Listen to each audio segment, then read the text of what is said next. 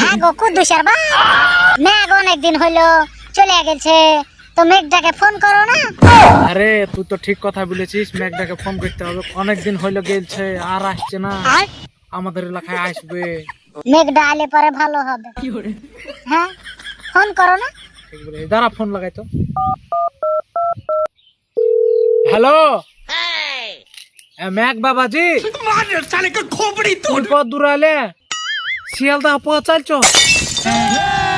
হ্যাঁ তুমি ওখানে শিয়ালদা থেকে নামিয়ে আবার তুমি ট্রেন ধরে নেবে, লালগোলা ট্রেন দিয়ে মুর্শিদাবাদ এসে নামে যাবা। হ্যাঁ তোমার লাগে সব এলাকার মানুষ তাকিয়ে বসে আছে। বলেন কি? হ্যাঁ হ্যাঁ তুমি আসবা না? জানি না। না বাবাজি, আমাদের এধারকার সবাই তোমাকে ডাকছে।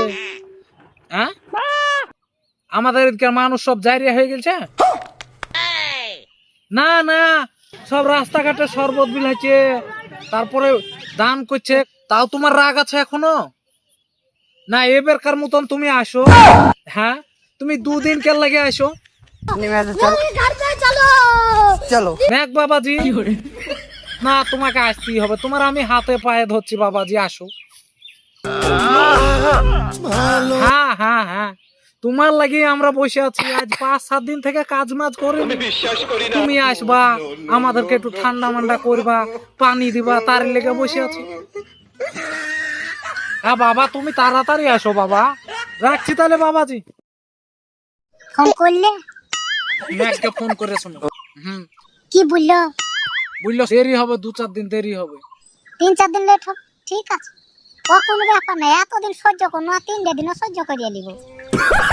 তুই বেশি চিন্তা করিস না, চলে আসবে, আর কদিনের মধ্যে চলে আসবে। হ্যাঁ তাড়াতাড়ি যেন আসে, তাহলে এলাকাটা শান্তি হবে, ঠান্ডা হবে। হ্যাঁ আমাদের দেশে মেলা দিন ধরে আসেনি যে গো।